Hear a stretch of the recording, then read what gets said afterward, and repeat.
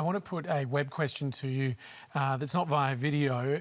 And Nev Power, if I could ask you to address this. It's from Kylie Johnson in Adelaide. She says, why won't the government help Virgin Airlines? Well, this is very topical at the moment, and I think the key thing here is that Australia needs a strong, vibrant aviation industry because a lot of our population centres are separated by great distance. So it's critically important for us that we have a competitive aviation industry so that we get the best service at the best price that we can. And that means we need more than one airline. The ways that we get that and the details of how that needs to be worked out, I guess, needs to be further worked through to understand what all of the implications of that are, and that's ongoing right at the moment. So, sure, but let's just get specific about this, though, because Virgin Australia is expected to go into voluntary administration. The Commission that you lead had promised to be a bridge between public and private, to break bottlenecks, to use your connections to ensure that when there are difficult moments, we can push through them. What are you doing? So voluntary administration allows companies to buy time to look at restructuring their business so that they can trade out of it. And there's been a lot of work going on behind the scenes to understand the issues, the specific issues that are facing Virgin, and for that matter, all the airlines, and to work out what's the best approach to that. So those discussions are ongoing at the moment, and I think if Virgin buy themselves some time... Is the Commission playing a role here, though? Yes, we are, and our role, don't forget, is to advise government.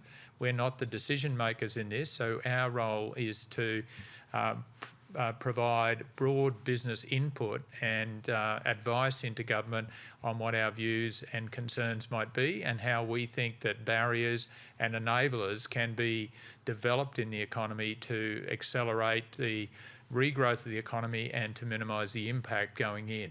So there's a lot of discussion going on. I think everyone's had a pretty fair input into this debate, and ultimately it's going to come down to the government's ability to help a public listed company and what the appropriate measures are there. Well, that's right. And there's 16,000 workers who'd probably be feeling pretty crappy tonight, and their families who'd be worried about what's going on. There's 10,000 direct Virgin employees and 6,000 connected to it. Now, why shouldn't our government buy a stake in Virgin? Why shouldn't we have a stake in one of our airlines? A whole lot of regional areas absolutely depend now on Virgin. But let's be clear, this government, to be fair, has said many times it's not in the business of nationalising airlines. Well, what they've said is they're not in the business of picking winners and they don't want to interfere in the market. But the market's stopped. It's been shut. All the airlines have had to be grounded, not because of some market failure or business decisions. It's been because of the pandemic. So there's a good reason to suspend these normal orthodoxies that the government would have to intervene.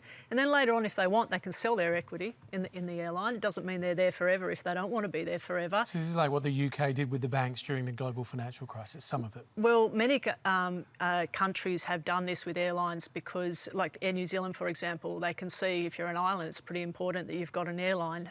Many other countries have done the same. Actually, most are partly owned by their own governments. So the idea of buying equity into the airline is what is actually needed now to save it. Gigi Foster, there has been a lot of discussion about whether Virgin was being well run. Would this be a good investment for the Australian taxpayer at this point in time?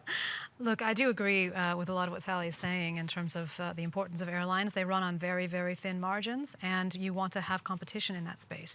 As an economist, that's one of the things I would emphasize. If we only have one single national airline, that's not that good for consumers. I don't think anybody disagrees that we shouldn't have two airlines. It's a matter of how we sustain that. And let's not forget that Virgin has some very powerful major shareholders that can also be contributing to this. It's not just down to government. And I think under the right conditions, then Virgin can be maintained and kept as a second airline in Australia. So when are we going to let people I don't think it's fully played out yet. When are people going to start being able to fly back into this country? When is the business going to pick up? When are we going to allow the economy to start inching towards a recovery? I think that's a very different issue, and international travel is obviously going to be determined not only on what's happening in Australia but what's happening in other countries. What will recover more quickly, I believe, is domestic air travel, and we need to make sure that we have two competitive airlines, at least in Australia, to make sure that we've got the right aviation structure.